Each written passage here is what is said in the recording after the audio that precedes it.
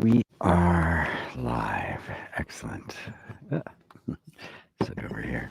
We have easy access to it. Good morning, everyone.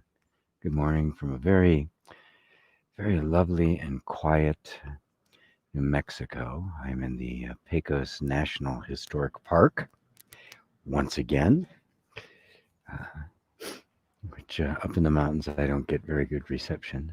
I have not done a one of these meditations all week, simply because I've had so much activity because of the coach training, the EFT coach training I'm starting next week, and so I was talking to people and interviewing, getting all that going. So I have missed my opportunity to just kind of hang out here with you guys for a while and ponder the kind of questions and uh, inquiries that I think is the most important thing a human being can be doing.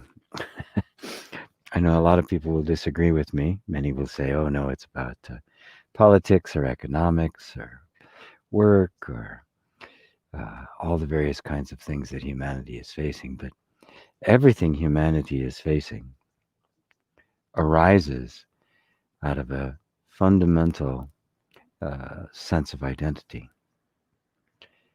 We cannot experience anything outside of what we believe. It's really that simple. Our beliefs form our perceptions, and that's our world. And the most fundamental of all of those is the belief we hold about ourselves, the self image that we hold of ourselves. That image determines our entire quality of life, our experience. When I become that, I am become limited by that. This is not airy fairy. This is not, spiritual platitudes and the like. This is an observable, uh, provable fact to just look at.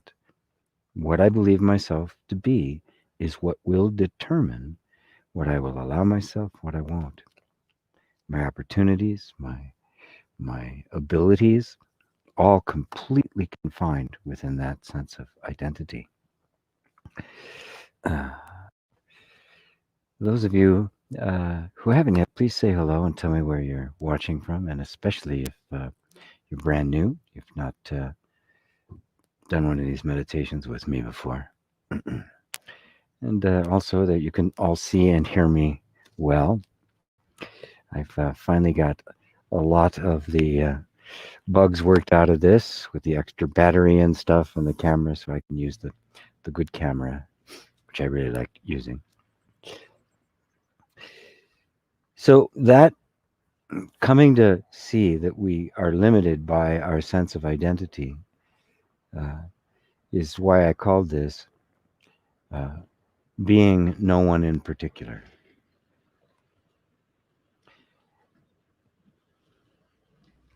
The whole personal development, self-help, and really in most spirituality, uh, there's this drive to improve our self-image. And it's quite legitimate. I mean, self-help is all about that.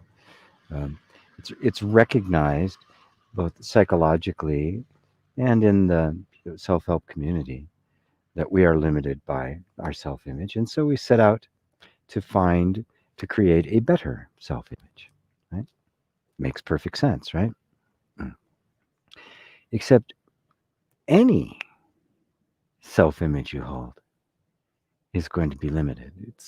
It's going to come with limitation. Right? It's going to have a boundary. Anything we think of ourselves, and I say this is who I am, it means everything else has been removed. Everything else is not me, which means I don't actually get access to anything that is not me. So, how does one come to see what you actually are without an image, without a picture of oneself? What do you look like from a distance of 0?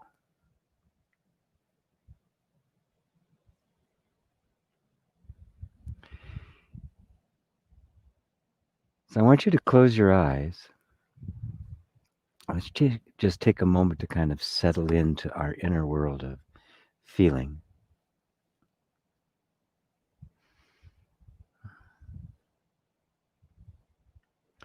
You take a couple of nice, deep, slow breaths. I take a drink of kombucha.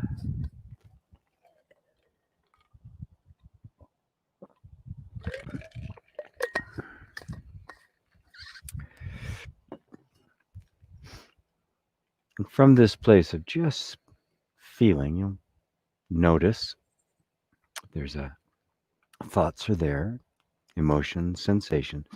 All of that's flowing. There's no need to try to stop it or change it or fix it in any way. You're just being present with whatever happens to be here, whatever you happen to be feeling.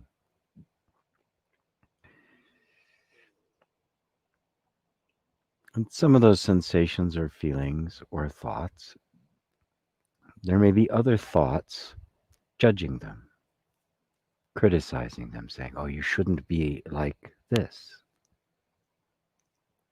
You should be different. You should be something else. This is that self image I was talking about.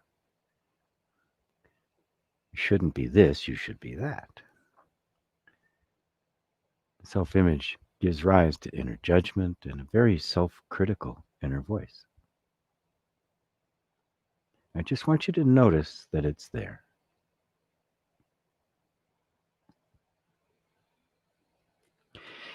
Now I want you to picture yourself. What you look like. Just bring to mind a picture of you.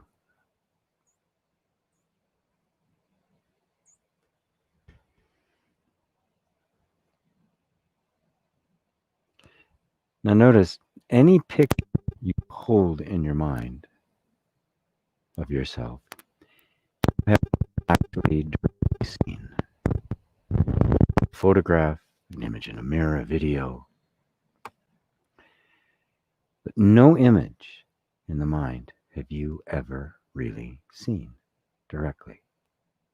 It's always been indirect.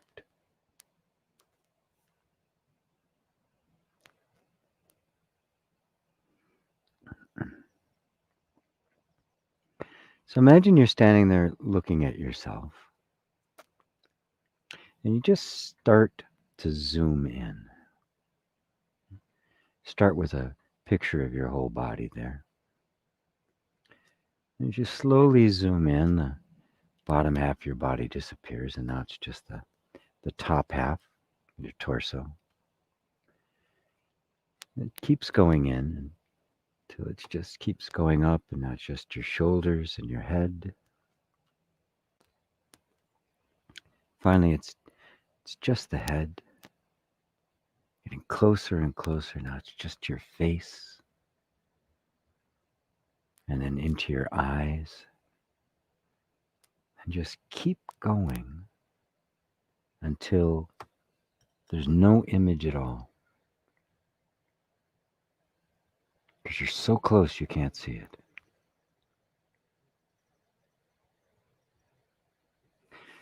And now, turn around and look out.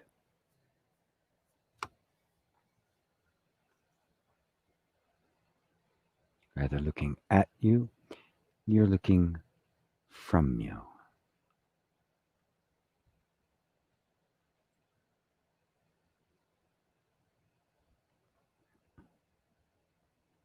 And this is what you actually experience all the time.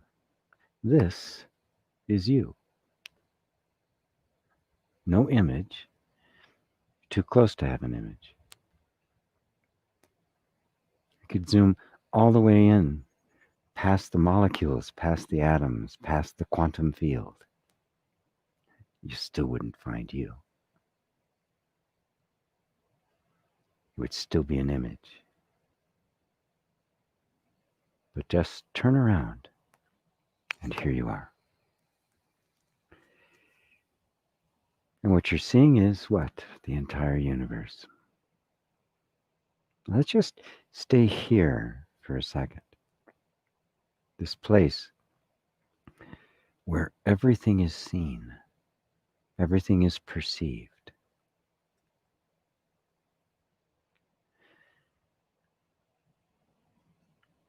But because it's direct, it's not secondary, it's not indirect, there's no image of you whatsoever.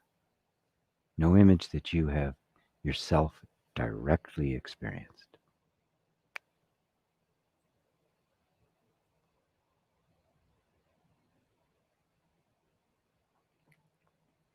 This is you being no one in particular.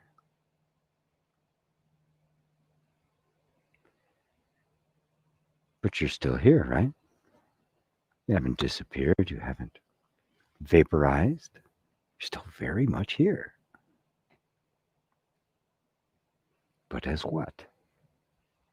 Not as an image, not as a form, but as just pure experiencing. You could say pure consciousness, formless consciousness.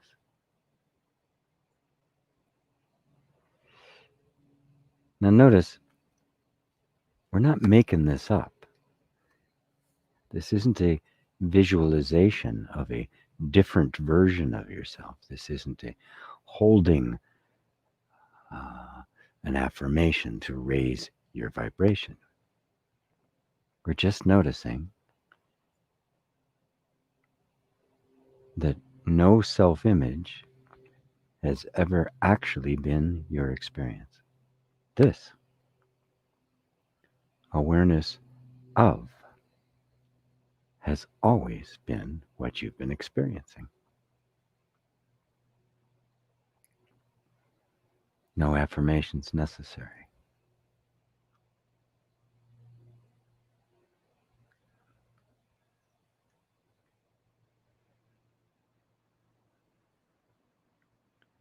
This is seeing yourself without a form, being nobody in particular, but pure experiencing, pure perceiving, pure awareness.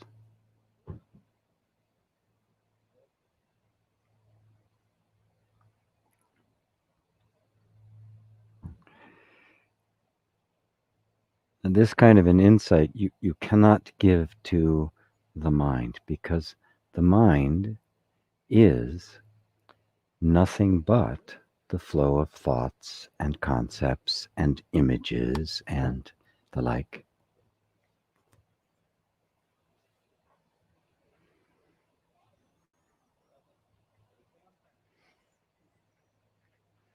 So the mind cannot grasp objectless being. It cannot fathom being no one.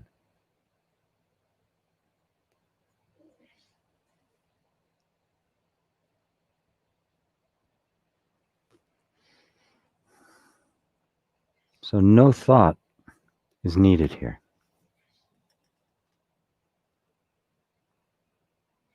They can come and go. They're just part of life. But no thought is you.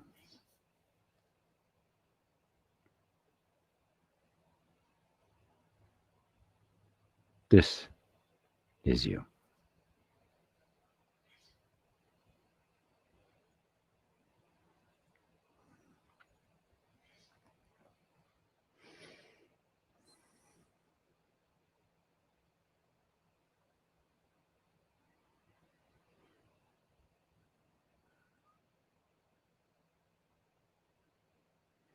So even though the mind may be a little bit disoriented, doubting, questioning, just notice it.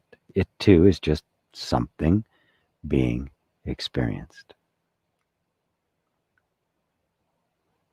But you are always that which is experiencing.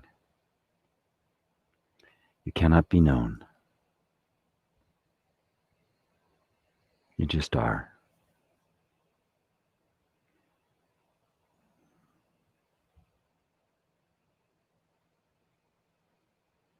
This is true. This is truth. This is what is.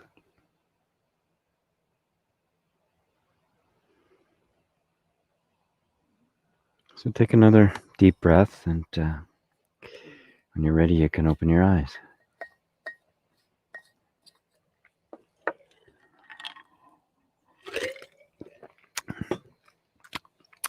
Again, I was preparing for this class or this training that I'm doing, professional level training that I'm doing starting next week.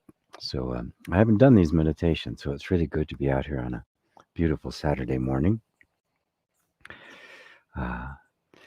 making this happen. It's very sweet. So hello to Liza. Hello, Liza. Ava in Poland, Robbie in Romania, Yvette.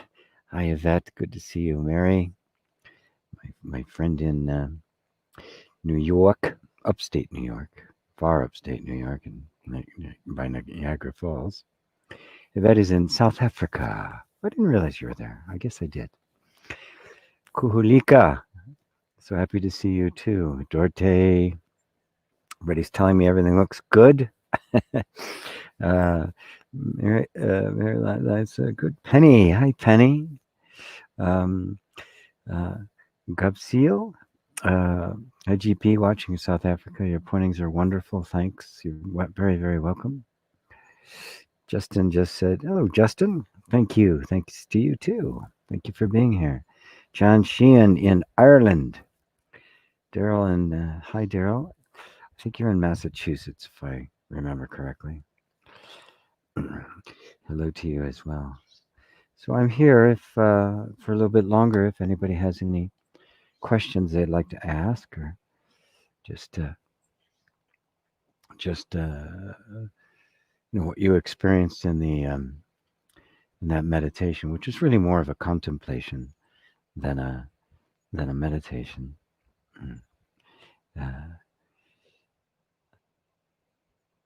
Is always my favorite thing to do is to just answer questions. Daryl's in Maryland. I get you East Coasters mixed up.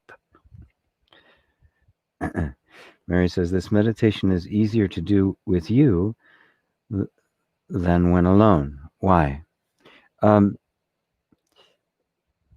Because when you're doing it alone, when you're guiding yourself, your mind wants to get distracted.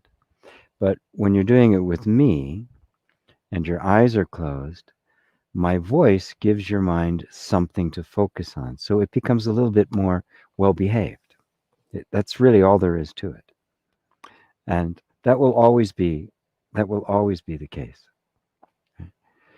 But also notice that meditation is easier to do with the guide than by yourself is a thought. Right? And if you believe that thought, it becomes your experience.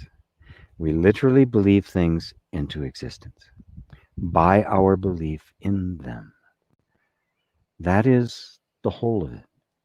This is such a simple thing, and it is just so opposite. We think we are experiencing some objective reality that exists, and I believe it because it exists as that. Right? I'm believing something that's objectively true. I don't recognize that I'm experiencing it as objective because I believe it. The belief comes first. And the essence of all beliefs is the belief that I am a separate self. If I am a separate self, then there is an objective universe that exists independently from me. And They're not beliefs anymore. That's the truth. That this thing has an objective existence. In Buddhist terms, it has a self. It is self-existent. That's what Buddha meant by no self. He wasn't saying you don't exist. He was saying no self means that which we are perceiving as separate and objective from ourselves, as if it existed independently of from my perception of it, is the great illusion. It has no self. It is all appearance. Right? A hologram can look very real, right? But it has no self. There's not actually anything there. It is the appearance. And the sense of its being an entity and character and as an independent existence is being projected by you because you do exist. It does not. That consciousness projects its own selfness onto that object, and thus it appears as if it has a life all of its own, when in fact it is nothing other than your belief. Everything works like that, including the self image we hold. If I believe this image in my mind is who I am, I will bring that into existence. I will be that. I'll be happy, I'll be sad, I'll be spiritual, I'll be materialistic, I'll be creative, I'll be dull, right? All in the mind. None of it objectively real. You and you alone are the truth. And your truthness you manifest in form, whatever you believe.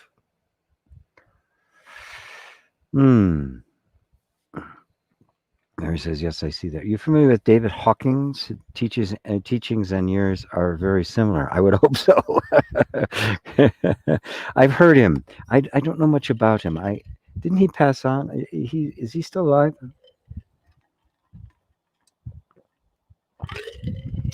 I have heard of them, but I'm not familiar with him. But you know, if the teachings are true, they all come from the same place. And I do know of him as a non-dual teacher. So, John, did that meditation bring us to the I am? Thanks, GP. Yes, that is the I am, right? Being without being anybody in particular, just being, right? Do you not have a sense of I am, right? See, I am not this or that. When you remove it, nothing in particular, there's just the conscious awareness of everything. Is that not the I? Is that not your true I? Can you go beyond that? Is there another I looking at that? Right? That's the I am. And the big realization is that I am is not personal. There's not John's I am and Mary's I am and Robbie's I am and Emma's I am. There's only I am. And that is the theme that plays throughout the entire universe. The I am, manifesting as a tree, manifesting as a bottle top, manifesting as the camera that's looking at me, manifesting as the internet, the words, your body. It is all the I am, manifested. But you are the unmanifested.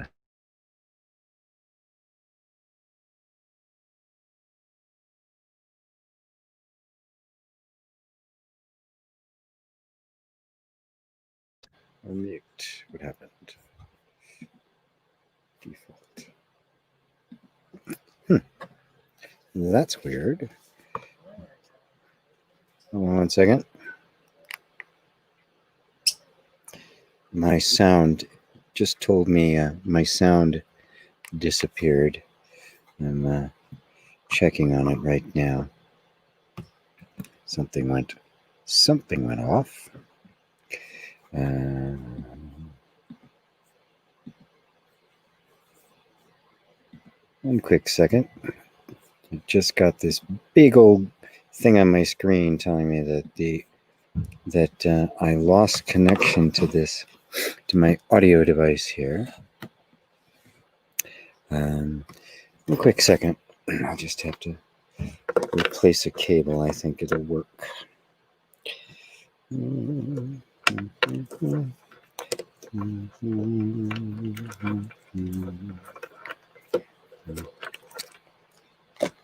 Technology. Definitely, I need to hire a technician. That's what I need to do, don't you think? Get some volunteers. All right, let's see what happens now. He's got green. He's got green. There it is again. All right, we're back. We are back. So, right, I was talking about the I am. Is that clear for you, John? Right. Remember, when we use the word I am, the mind is trying to create a person. I am this or that, right? I'm a man, I'm a woman, I'm old, I'm young, I'm white, I'm black, I'm Asian. Right? The mind is always, it just can't handle the word, the sentence I am all by itself. It's got to have I am, fill in the blank, right? Just being without an object, without any form, that's different. That's different. The moment you say I am this or that, even you have become that. But what about just I am? Are you not aware of my words right now? That's the I am. Don't let the elaborate spiritual teaching turn it into something out there somewhere. It's not. The I am is what's listening to my words right now. Is it not you? Is there, and are you not aware of it all? There's not something else that's aware there. It's you, right? That's it. That's the I am. Robbie. Oops. Oh my goodness. Let's see. Hello, Emma from London. Thank you for replying to my Facebook message. You're very welcome. You're very welcome. I do my best to try to actually respond when people ask me questions and the like. Sometimes it takes me a while, but I do it. Let's see. There it is. Robbie, asking for a little insight. What is the mind actually? Is it a tool, a part of ourself, just a stream of thoughts, all of the above? Can it be directly controlled or let it just be? In essence, the mind is simply the flow of thoughts. But like everything in the universe, the flow of thought, like the flow of all forms of energy, may take a form. They everything takes a form, right? There's no such thing as formlessness. There's no such thing as chaos, right? Everything is a form, right? Those forms are in constant transformation. So you can call that thing behind me a tree, right? And that's what we named it. And then our minds freeze that into, oh, a tree is this.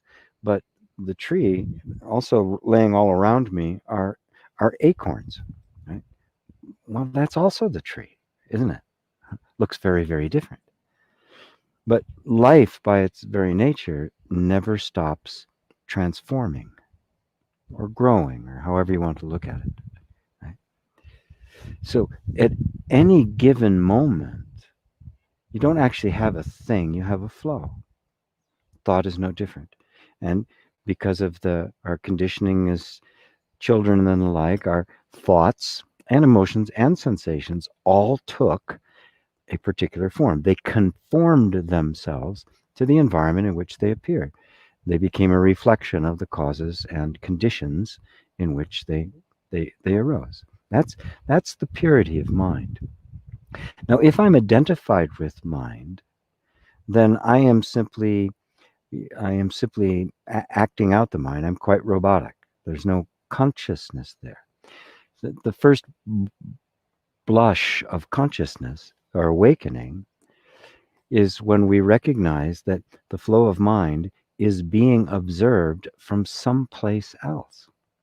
Now, in that moment where I begin to see that, right, some space begins to open up. So it's not like I would call it, I can now control thoughts, right? There are people, when that happens in the beginning, there's an immature, a very undeveloped spiritual sense that thinks, oh, I can control that now. Right? Of course, that's the ego wanting to simply make things to its liking, right? It's not but it's a budding awakening. Something deeper awakens as this process continues, which you can call wisdom, uh, or sometimes call it discrimination, where you can actually, something inherent can determine the difference in quality, right? So that you can see that Mozart is objectively, qualitatively better than Justin Bieber, right? Or whoever the latest, pop star is, right? Doesn't dismiss them. It's like they're, insignificant, unimportant, or anything like that. But there's a discernment of something that's genuine. There are very objective differences in quality. There are better and worse artists. There are better and worse systems of government and economics. Right? That insight, as it deepens, you see, is not cultural. It is not conditioning. It is not completely relativistic. There's something that's absolute there. Right? Now, again, I can try to grab control of that and assert myself, and I can become an arrogant critic or something like that, which often happens. Or you can begin to look even more deeply. So, how is it that I can discern the difference? That's truth. That's our innate capacity for truth, which is also our innate capacity for beauty. At 15 years old, I've been playing drums since I was 5. 12 years old, I was playing gigs, local gigs and stuff, um, uh, and we were playing all the hit songs and things like that you have to hear. And then I remember just vividly the first time I heard B.B. King, just this legendary blues player. And all I ever heard is the top 40 radio stuff, right? And all of a sudden, it was like this door opened up in me. And from that moment on, I could tell the difference between playing that was imitative and playing that was authentic. I could hear it coming from the heart. And I got in trouble because I was arrogant. Right? No, this is good. That isn't kind of the kind of thing. But the insight was real. It took me a while to mature where I could manage that insight. But the insight was real. I could discern quality. And I knew it was genuine. It was not made up. It wasn't cultural. It wasn't just a matter of taste or opinion. There was an actual truth there. That power of discrimination drives the higher choices, right? To the point where you can see that discrimination being a discernment of truth, it isn't even really a choice, right? That's where the idea of choice and volition and free will get subsumed into the higher insight. Because when you see the truth, you can't choose anything less. Right? You see love, you can't choose anything less. So it seems for a while you have free will and choice, but that eventually kind of dissolves into just the perception of what is, the perception of genuine beauty. And so something much, truth itself now is directing the mind, right? Not a not a person anymore. But so complete the journey, right? You're on this path. Go all the way, right? Don't stop and try to play with the mind. Don't worry about that. You don't have to. You don't have to direct it. You don't have to control it.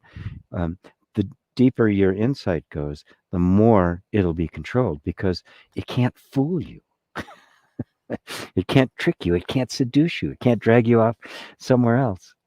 Right? You're just your vision is just so clear, and then that governs the mind and the emotions and the sensations and everything. And that's when you're the sage. The the truth is lived. It's embodied in every aspect of life. Uh, Does that help, Robbie? Mary, have you ever thought of writing a book? It'd be nice to have a copy by my bedside of something yours to read. Oh, only about 100 times. I probably about 5 or 6 books that have started and haven't finished. It's easy for me to talk. It's not so easy to organize it all into a book. But one of these days, what I actually need is a period of time long enough, um, which really means a chunk of money in the bank, so I don't have to be, so I can kind of like lay off some of the courses and things, and devote a chunk of time, a month or two, to doing nothing but uh, but writing. And it'd be really good to have enough money to have a ghostwriter, right? Which doesn't write for you, right? Somebody to organize it all, right? To just kind of help organize thoughts, because it's very different, you know, talking like this and writing a book. Right? There's an actual form and structure to a book that has to take place. But yeah, at some point, perhaps perhaps it'll happen. I don't have control of any of this sort of stuff. Um, Emma, does becoming the observer, the witness, help us step beyond the beliefs we hold about ourselves and our identity, thus allowing us to create something different? Well, yes. As I was saying to Robbie, right? The witnessing is witnessing. It's the truth that is witnessing. So it isn't just kind of witnessing everything. There's a discrimination. There's a discernment. There's there's a power there that you can really discriminate. It's Buddha referred to it as one of the one of the four bodhisattva practices. Uh, Becoming adept at discerning the perceptions of your own mind, which means seeing through the illusion of a thought believed to see it as it actually is. So this just pure witnessing. I bring people to a place of pure witnessing, like in these meditations or the yoga of allowing, right? So that you can get to this place where you're not holding on to the thoughts and that sense of identity and image and the like. But then the discovery is it's not vacuous. It is empty of any particular form, but it is the truth. It is the power. That's wisdom. That is the capacity to discern between beauty and ugliness, between quality, between levels of quality, right? And that kind of wisdom, I mean, that's the kind of thing that transforms entire cultures. It'll transform the world because it can see the difference.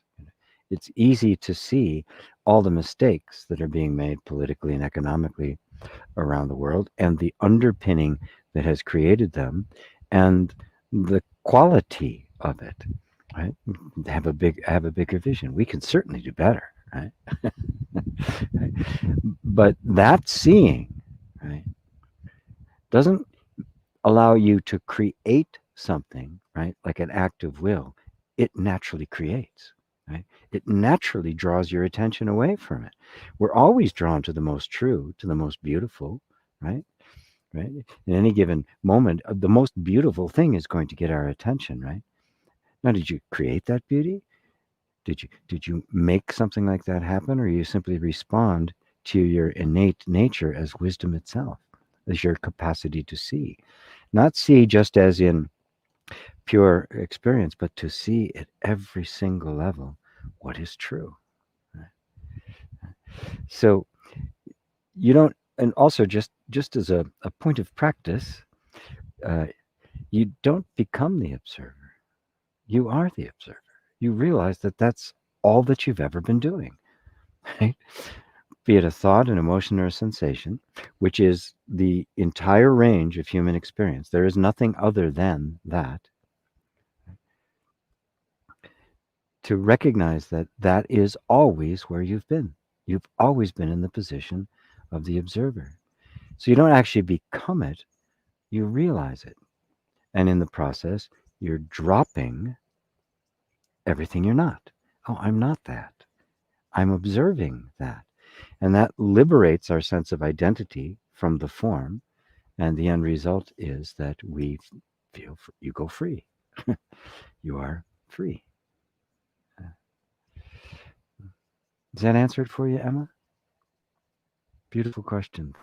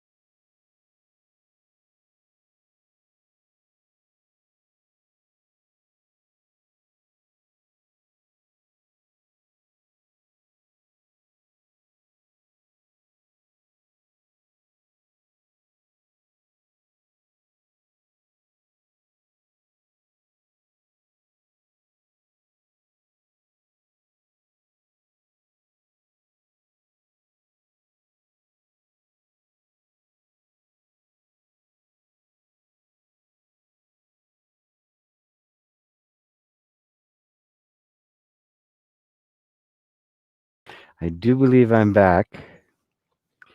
Sorry, a little power thing. I had to hook up my external battery. I think I'm going to have to get another one because I'm doing everything outside until I have a different place to live. So sorry about that, everyone. Y'all still here? Most of you are still here. Okay. Uh, let's see. We lost you for a moment. Yeah. There we go. I am all back. So where was I? I was just reading the comment and the question from Rosario. So you can all hear me again, right? Yeah. I seem to be connected onto the same link. All is well. Very good. GP, I have the COVID and it has come to present. On waking up this morning, I had the experience of knowing the truth of who I am, which is totally beyond the reach of any kind of illness or malady or problem. And that is the eternal you. The experience that you have, whatever it might be, right, is only secondary. It's an appearance. It's just It's just the happening. It's the stuff that happens. Right? It is not who you are. This is the great. This this is the greatest gift there is, Rosaria. Right? And perhaps it was the experience of Covey that made it an emotional or energetic shift that just allowed that door to open. Right? Now, just stay with it. Let it move you. Don't try to hold on to it, right? Because it comes with all sorts of. It can come with emotional, even bliss and joy and that sort of thing. And we want to hold on to the emotional feeling of it. Just don't. Just hold on to the sense I am, which is beyond all emotional, up and down and the like. Mary says, yes, he passed on. No, I didn't pass on. Yes, I'm communicating to you from the other side now. Uh, no, nothing like that. Gabriel in Tejas. Hello, Gabriel. Wonderful, wonderful, wonderful. Penny, after I finished your EFT videos, I noticed more of my nervous system trying to communicate with me how to tap into it and listen to what it's trying to say. Well, that's what inner reconciliation is all about. Because, yes, there's a communication there with your nervous system, just like there would be with any other friend or an animal, right? And it is a form of an animal. The body, the nervous system, right? You know, is not the consciousness. You are. So you are experiencing it like that. So how you tap into what it is saying? Well, you're listening, right? You're listening. You want to hear. You want to know. And the wanting to hear, wanting to know is what opens up the door to that kind of pure listening. You're simply listening without an agenda, right? You're not trying to, I'm gonna hear what it has to say, and then I can fix it, and I'll be better. I can get something that I want. There's no agenda whatsoever except to actually hear it, because this, this, what appears to be your body is in fact the entire universe. It is just, it is the point of perception, but in the universe, there's no center. Right? Everything is in the center. So the idea of space and time and all that are all illusory. They're just in the mind. That's not your actual experience. So you're really sensing the way the universe communicates and is flowing and is living.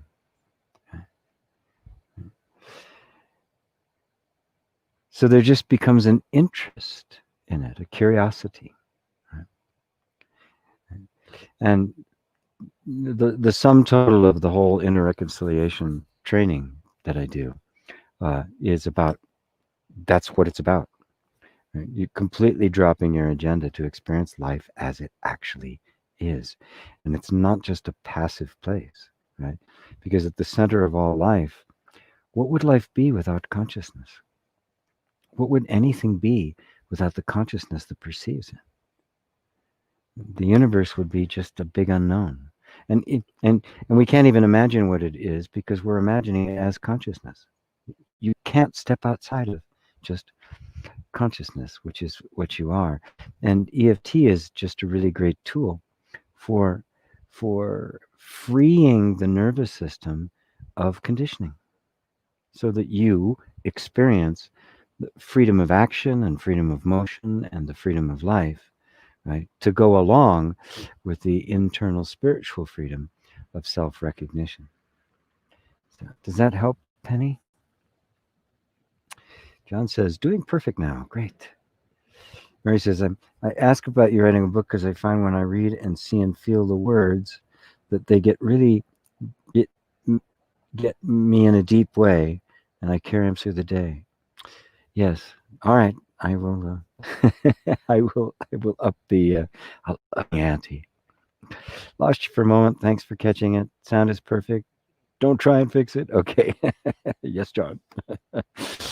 Penny, all good. Can hear you fine. Good. GP. Oh, Radu. Hi. Listening to the sound of silence in my ears brings me to the I am. Can you speak a bit about using pure hearing to feel I am, please? Well, that's beautiful. That's beautiful. Um, yes, there's so much emphasis on seeing, and of course, the word seeing and light are all used as metaphors for consciousness, but it really is perceiving. Every way in which we perceive. I was born not being able to see very well, not blind or anything like that, but just very nearsighted. Um, so my sense of hearing actually developed quite well, to accents and dialogues, and so I could really hear much better than I could see. And to this day, I do tend to learn more audibly than I do through sight, as you could tell. That's a speak a lot, right? Um, so pure hearing. To get to pure hearing, you become aware, right? You start moving past what is being heard, and your attention becomes more on the actual act of hearing itself, noticing that there is hearing, right? Which is deeper and more subtle than what is being heard. And then you realize that hearing is, there's something aware of that. And at some point, that sense of hearing and the consciousness of the hearing begin to merge, and you realize that hearing is simply an aspect of consciousness. There is no hearing without consciousness, right? I mean, let's face it. This microphone that's picking up my voice is not hearing my voice, right? There's nothing there that's listening to my words and going, "Hey, that's great," or "Oh, that sucks." There's nothing there doing that. Right? The wires that are moving it through the internet, the computer, everything that is picking all of that up, right? None of it is hearing. So the sound, passes, it's your speakers or your headphones or something, right? And that sound vibration vibrates the eardrum, which it's it gets transformed into electrical impulses, which goes through these nerves. It goes to various parts of the brain. Every one of those places you can spot, and none of them are actually hearing me. Right? So what's hearing? What's actually doing the hearing? The thing that is recognizing, cognizing, the actual point of cognition. That, my friend, is you. That's consciousness. Right? Without that, there is no hearing.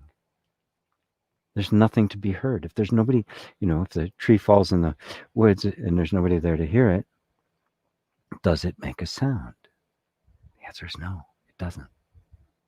Sound requires the consciousness of it. Does that help? That's pure hearing. Pure hearing is when it has completely folded in and dissolved, disappeared into consciousness. And you'll see that all of the senses are actually that. All of the senses are actually consciousness. Once again, the mind has projected consciousness onto form and thus created the illusion of senses, right? And the sense hearing, the various domains. Right? And then an object of mind called the eye or the ear that is doing the hearing. Right? You can see how the whole thing has unfolded. Okay? But all of it is a projection of mind. Hearing is simply consciousness. Seeing is consciousness. Smelling is consciousness. Touching is consciousness. What would it be without it? It simply would not exist. Does that help, Radu? Rosario, not much to say, but was crystal clear and no doy todo. I lack words to tell you. Good. Don't bother with the words. Somehow the same experience on your meditation. Thank you once more. Yeah, don't try to put it into words you can't. Right? You really can't, and you don't need to. Right? All day, every day, I try to put this stuff into words, and I know I'm just fail miserably. You can't.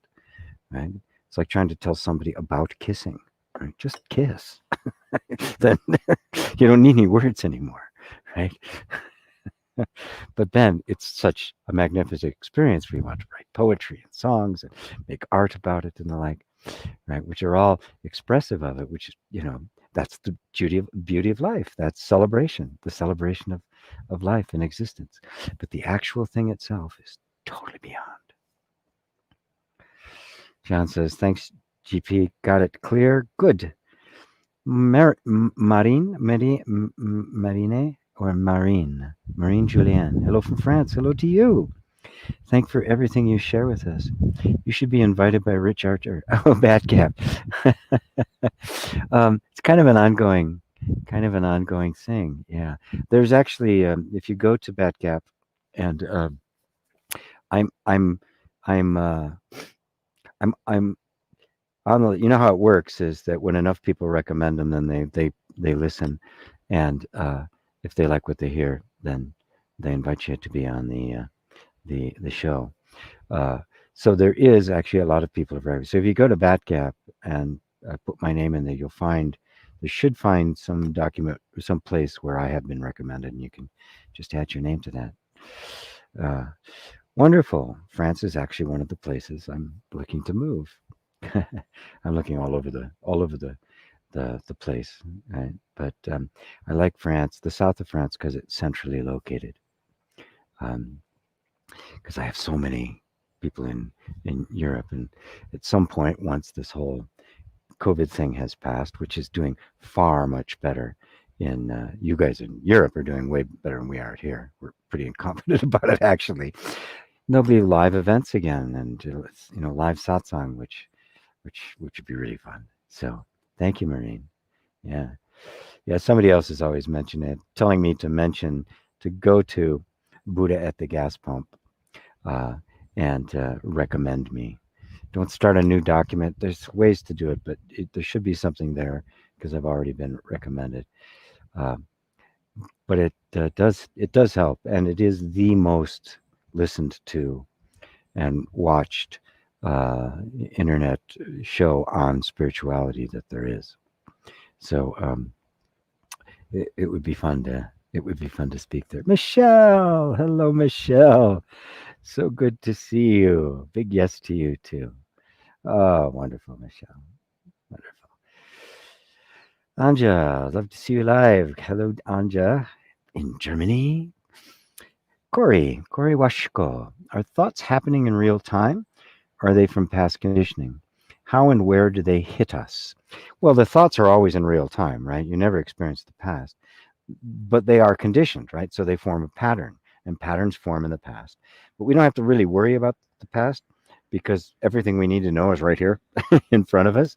You can see it, and you can spot that that power of discrimination to see that this thought, this pattern of thought, isn't relevant to right now. That it is just an echo from the past. It's an old conditioned pattern. That capacity to discern it gives you power over it. So now it's like, oh, this thought is irrelevant, right? Oh, and when that happens, you begin to withdraw your attention from it. It loses its authority, right? When we don't see it like that, when the thoughts have kind of covered our eyes, and we're seeing the world and our experience through the lens, right? This false lens, because the conditioning was based on a particular set of assumptions about the nature of reality when they formed.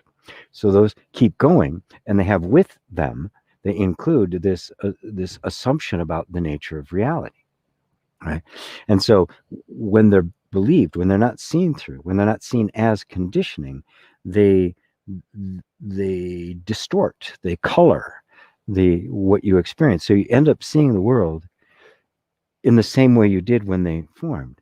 But then as consciousness awakens, as it emerges, you can see, oh, they're not really relevant to right now. And in that moment, they begin to fade because they no longer are getting your attention.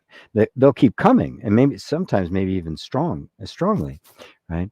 But once you can't unsee something. Once you've seen it, it's seen, right? Once you know something, it's known. and it will eventually just kind of fade out because your attention is going somewhere else. And then new conditioning will appear that's far more relevant. And little by little, you realize that all conditioning is transient and temporary, and that you are beyond all of that. And then you let conditioning happen because that's the nervous system simply creating forms and patterns that are relevant to this moment. If we don't believe them to be absolute truths, they can continue to just morph, right? And that's how you become completely functional, right? Because you're always responding to this moment as it actually is, not through some lens from the past. Does that answer it for you, Corey? Tesqua too. Namaste to you too. Love this kind of meditation guidance. For me, very suggestive. Thank you, G. You're welcome, Ava. Roberto, hi from the southernmost point in Spain, Tarifa. Wow. I didn't know you were way, way down there. I thought you were in Madrid. Oh, you're on vacation now. That's right. I forgot. You're on vacation now. Wonderful. Uh, you guys are all my friends. It's like I'm getting new friends today, too. Yay. Jason Lance David. What a great name. You should be like an author or something. That sounds like I always wanted to have a cool name. Love from Sydney, Australia. Hello. Hello, Jason. I think you're new. I love Sydney. God, what a great city. What a wonderful place. Emma, thank you. It does. Possibly poorly worded. It was trying to listen to you at the same time. It's okay. We got the message. It got communicated. Frozen, you still there? Good old technology. Don't worry. Part of the meditation. This is finally getting down to the place where I had froze up before. Let's see. We lost him. You're off. Don't worry. Yes, it is Daryl. Daryl, you're correct. Penny, yep. Are you back? I'm back. Yes. No, David Hawkins did pass on. Yeah. Okay.